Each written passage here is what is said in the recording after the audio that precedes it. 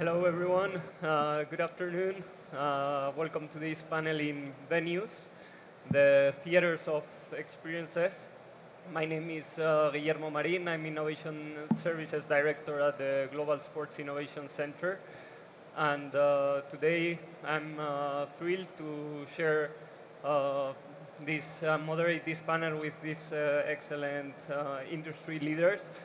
Um, and today, in the next 40 minutes, we will explore how stadiums, arenas, and other venues have evolved in the last years to delight fans, to generate revenue streams, also to champions innovation and sustainability. And we will touch upon different topics like multifunctionality, fan engagement, and we will have a peek to 2030, 2040. But first of all, let me introduce our panelists. We have Javier Martínez from Molca. He's a growth and disruption expert with a proven track record in digital experience management and global business development. And after leading sports, leisure, and entertainment initiatives for Globant in the MENA region, he now serves as an associate partner at Molca World, where he drives stadium branding, visual communication, strategic partnerships to elevate fan experiences and deliver measurable return on investment. By my side, welcome Javier. By my side, we have Steve Nott from Fortress GB. He brings over 20 years in global business development and sales across sports, leisure, entertainment, and even hospitality. And at Fortress, he specializes in fan engagement, loyalty, and monetization solutions, leveraging artificial intelligence, big data, and cloud mobile platforms to forge partnerships with football clubs, leagues, and federations around the world. Welcome, Steve. Next to Steve, we have Alberto Cáceres Tejedor from Trison. He's a 20-year veteran executive in sensorial customer experiences, digital out-of-home advertising, smart cities, and sustainable mobility. As a serial entrepreneur and former CEO and COO in private equity context, he has pioneered immersive stadium content and audiovisual systems, holding multiple patents. And now as a CEO of Trison, he leads Trison global efforts to digitize spaces with cutting-edge eco-friendly installations. Welcome, Alberto. And last but not least, Jorge Vizcaya Perez from SENER. He's an architect. He has over 20 years designing and managing landmark industrial transportation and sports facilities worldwide. He celebrates 17 years at SENER, so congratulations for that. And as a head of sports and recreation at SENER, he oversaw the inception and detailed design of Real Madrid's fully automated pitch change system at the Santiago Bernabeu. You might know about this movable pitch. And he champions disruptive engineering solutions that drive urban regeneration, energy efficiency, and next generation stadium operations. So welcome, Jorge, as well. And now, over the last decade, as you know, stadiums have undergone dramatic changes and transformations.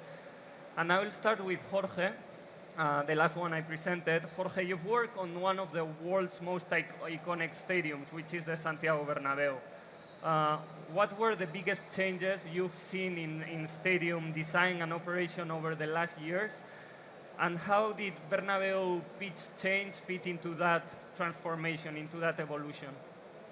Well, I think what defines this shift that we have seen the last years, the last 20 to 25 years in the design of architecture, with this kind of venues is technology. It's the inclusion of the technology in the design.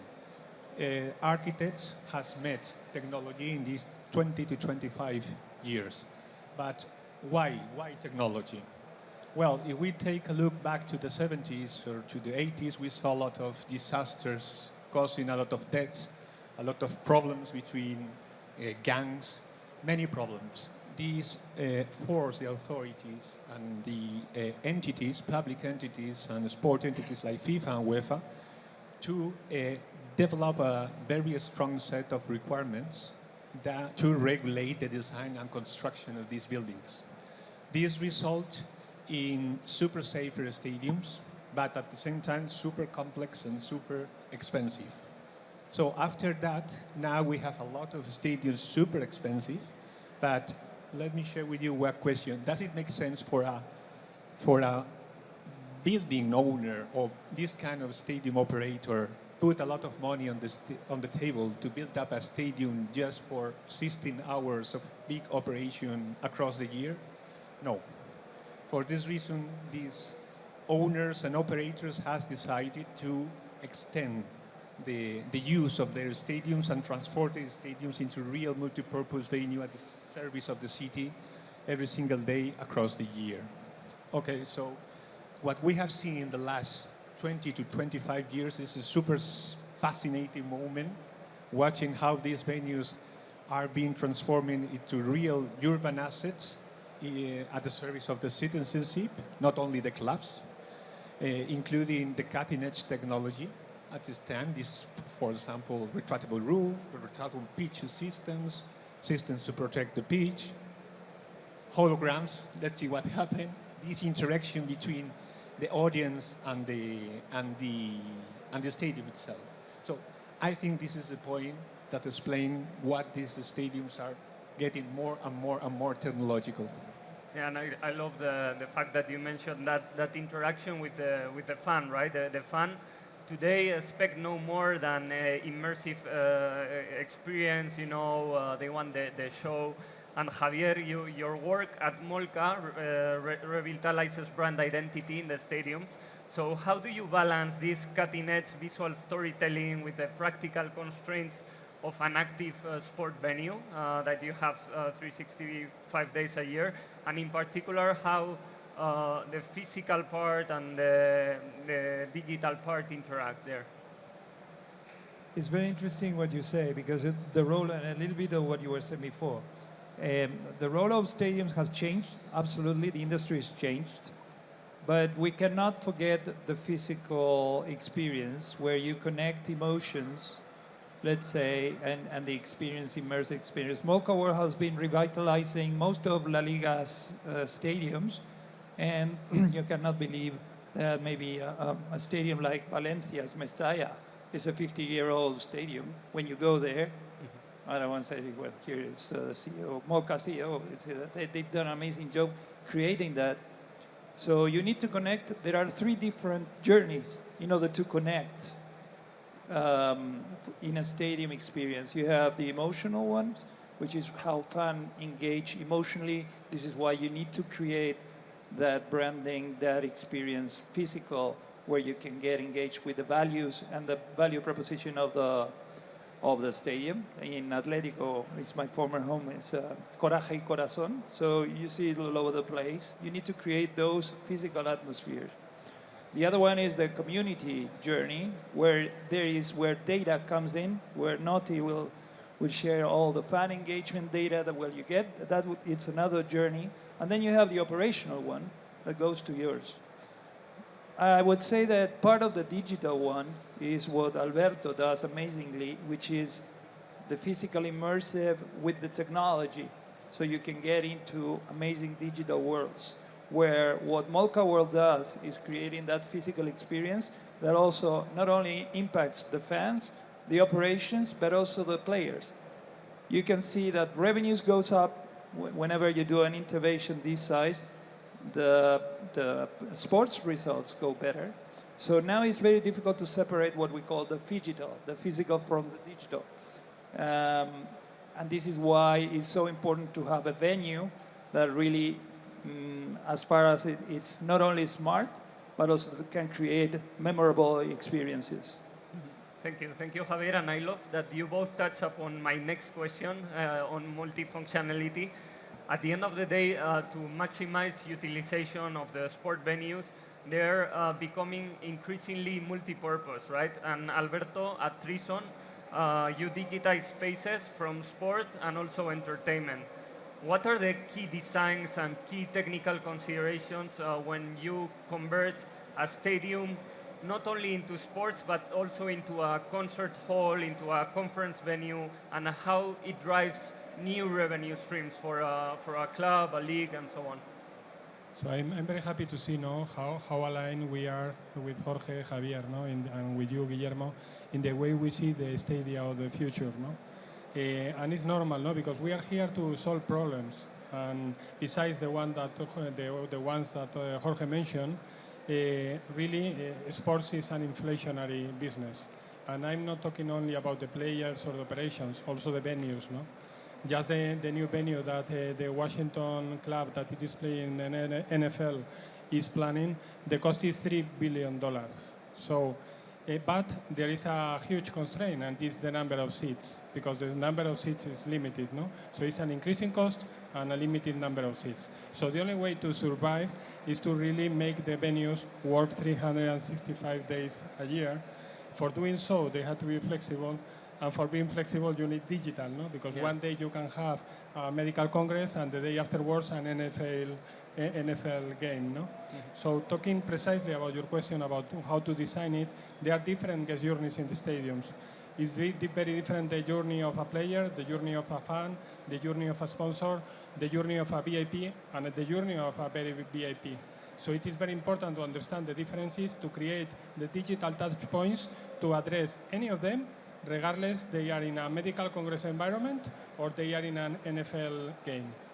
Yeah, and just a follow-up question: how do you safeguard fans' engagement when you are overcoming these transformations? Obviously, it's crucial, because finally everything is done for the fans, but not always funded by the fans, and this is the truth. And the clubs, they are also global, so they have many fans that they are not in the stadium when they play. Precisely doing what I expressed before, considering the different guest journeys and designing a specific one for the fans. Obviously involving fan engagement, Fortress, Steve, and also us, we do these kind of things. Is also of paramount importance for that. Yeah, absolutely. I think, we were speaking with Steve backstage, and you were just to include fan engagement as its own topic, and rightly so, because today digital platforms are central to loyalty and to monetization. So I wanted to ask you, Steve, how Fortress platform, has evolved to engage fans both inside and outside the stadium, and what metrics capture best the success? No, definitely. So at Fortress, we work with all different sports around the world, and what we do is we bring the physical and digital together, all inside the team's app and their digital ecosystem. We integrate into every third party that a fan has with their ecosystem, from access control, ticketing, all the way through to OTT or whatever it may be. And what we do is we provide an engine that allows the club, the federation, the rights holder, the league, to be able to basically interact with every single fan they have in their ecosystem, albeit inside the stadium or people outside watching the games in all around the world. So, and what that allows the teams to do is to drive the behaviours they want their fans to do by rewarding their fans real time. So, for example, it's surprise and delight. As soon as you scan into the venue, automatically push notification from the app saying, congratulations, you just earned £5, €5 on us to go and spend at F&B, to go and spend at retail. And what that's doing, it's driving the basket value up, but it's also making the fans feel great because they're also getting things back just for doing their normal day-to-day lives. But, we've got some programs where we've integrated with broadcasters. So, for example, the New York Jets, we do their UK and Ireland program, and interacting with the screen now as well. So the broadcasters will put codes up, and if you enter the code, you will get rewarded for that in your program because you are watching the game, because it's just as important for a team, for a fan inside the stadium as it is for the fan outside the stadium. So we just bring that full 360-degree view back.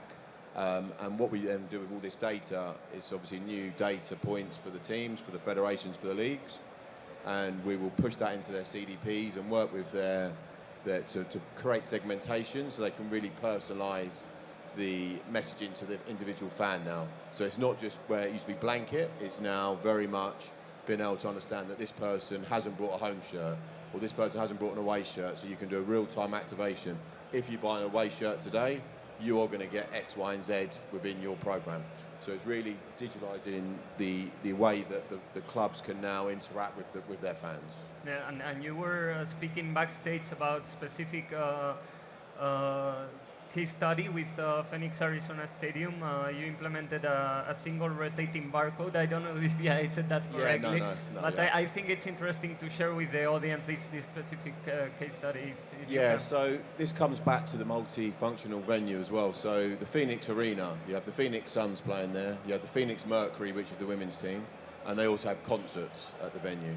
So what we've created is a single unique rotating barcode that is a single unique digital identifier that now what we've done is we've linked basically every single ticketing account you have to that one single rotating barcode.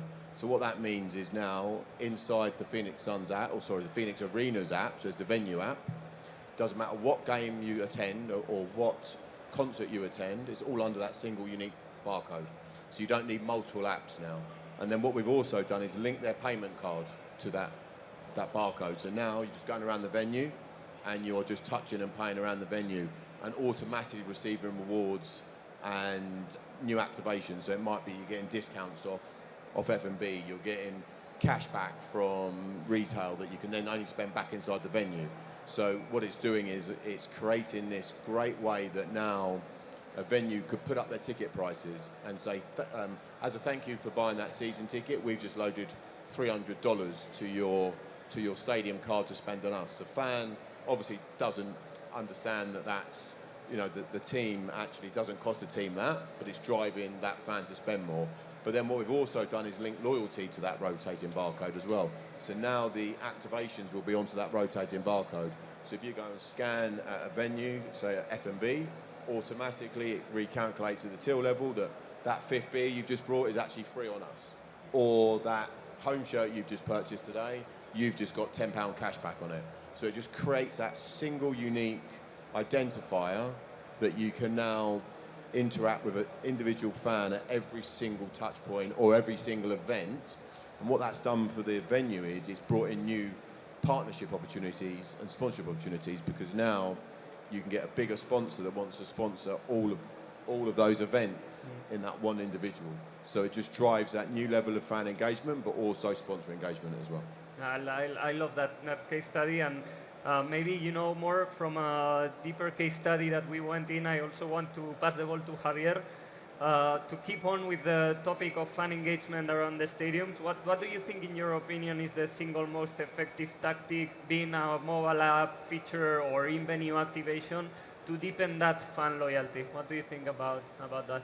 I think that the first, and maybe I'm not that politically correct, because we are talking about technology. I think if you don't have your value proposition right, no matter whatever you do digitally, nothing will happen. This is why it's so important that when you get close to the stadium, you are inside the stadium, you are connected emotionally to that space. So that's the core of any fan engagement. For example, we redesigned in Saudi Arabia in those days it was the Marcel Park Stadium where Cristiano Ronaldo plays, and it was a great stadium, and we converted it into what we call the Victory Arena, and now it's one of the standards for Saudi because we did the whole branding, the immersive experiences. We started refreshing every single facility. We launched the hospitality. So that level of engagement, being there for match day, or even use it off match days, where you have events, where you can have concerts, that's the core of the real vibrancy of engagement. Then we use, my second layer will be what Alberto was mentioning before, which is the technical environment digital, that you are involved in a more dynamic way, also responsive way, where you can also there are some amazing features where you can interact digitally. And then you have everything you can do. That it all started with what it was the second screen in the old days. Now it's far more sophisticated to get to the point to what Nott was saying about how you can get data, you can gamify, you can reward, and that's the living thing. Last but not least is that this gentleman has done an amazing job just doing the retractable pitch, where you can use that from one day from playing finals of the Champions League, and the next day you have a concert that was unimaginable 10 years ago.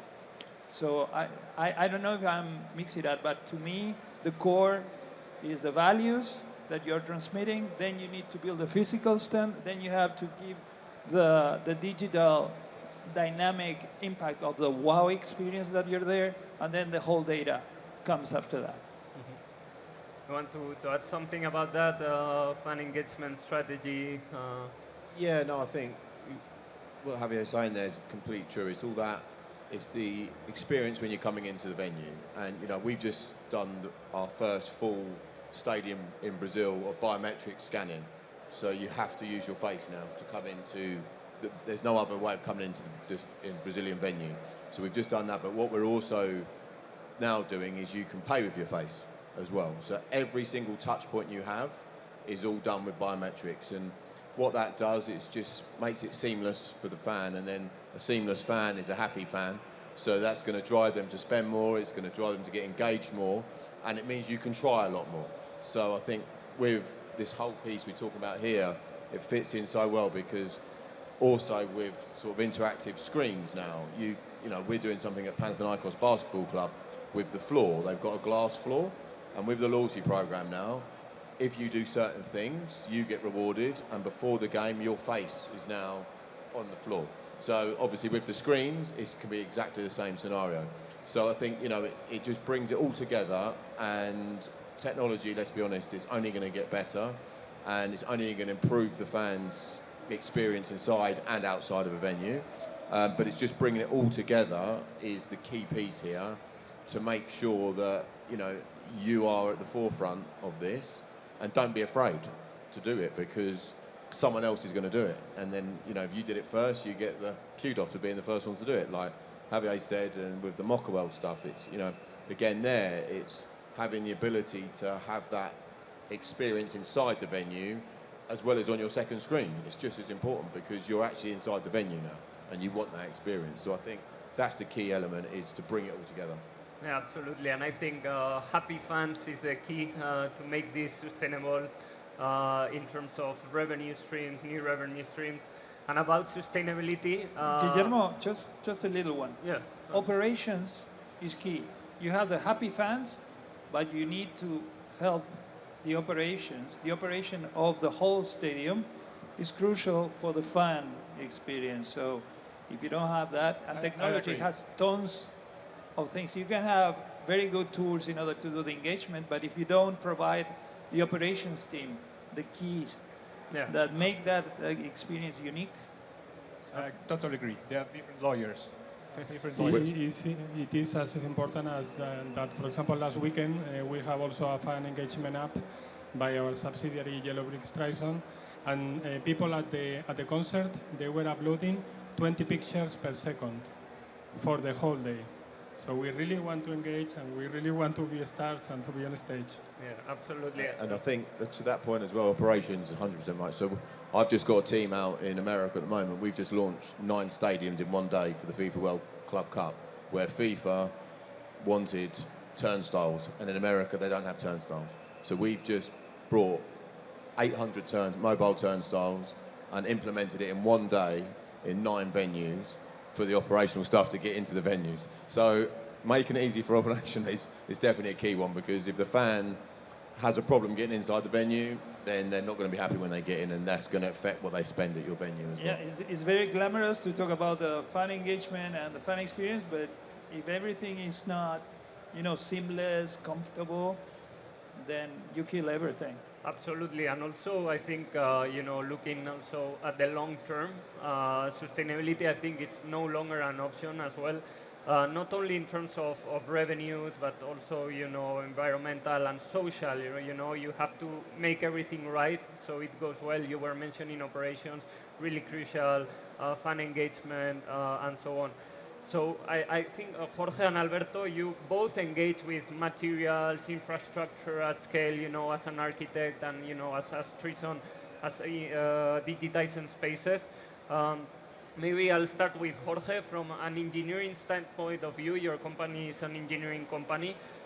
You integrate, you know, sustainable technologies, and they are essential for modern stadium retrofits. What's the next in the race to net zero values and sustainability in the long term? Yes, very well question, Guillermo. I actually totally agree with you that we need to extend the term of sustainability from just environmental sustainability to economical and social environmental. In these cases, it is crucial. These venues are incorporating these days the cutting-edge technology to mitigate the consumption of water, the consumption of power, the less manpower, everything. So at the end, probably in the next years, we are going to see that all these new technologies have been implemented in this stadium and probably beyond. But I would like to put the focus in the other parts, not only the environmental solutions, that there are plenty of them coming from other engineering fields. For me, it's crucial to combine the three concepts: environmental, social, and economical. And I picked the example of the Coliseum, for example. Coliseum was at the time, probably is the most expensive building in history. But at the end, is very well located in the city center of Rome. Probably stadiums need to be very well located too, just into public transportation to let the fans get very easily, not consuming power, not using their cars. This is a way to understand, environmentally friendly. But the stadium was in operation during 5 centuries, and the Arena di Verona is still in use.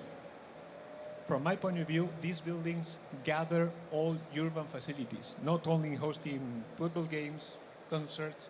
You can gather in just one building different urban facilities. You can save areas, spaces, management contract, material. So at the end, this is a concept of combining these three concepts in just one building.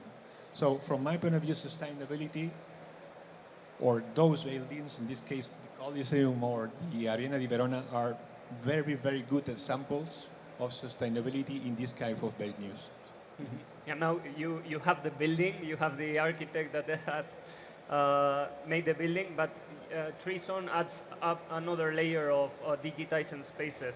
And you also integrate you know, materials and so on. How do you integrate sustainable materials, energy efficient system into immersive installations without compromising the wow factor and the fan engagement factor, right?